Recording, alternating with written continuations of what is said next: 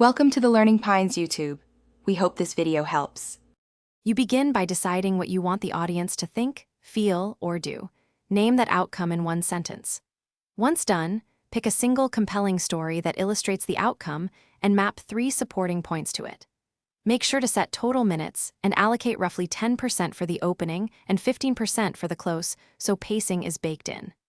Then, write a 1-paragraph opening that hooks and a 1-line closing call to action you can iterate from. You now expand the body by outlining 3 main sections that each support the core outcome and give each section 2 to 4 concrete evidence points. Once done, craft a vivid example or short case study that breathes life into every section. Specifics increase credibility. Make sure to write clear transition lines, a signpost to show where you are, a mini-summary to reinforce learning, and a forward link to preview what comes next, so the audience. You finish by crafting a concise, memorable close. 1 strong sentence that restates the outcome plus 1 clear action people can take immediately. Once done, rehearse out loud at least 3 times with timing, adjusting language until it feels natural. Record 1 run-through to spot fillers.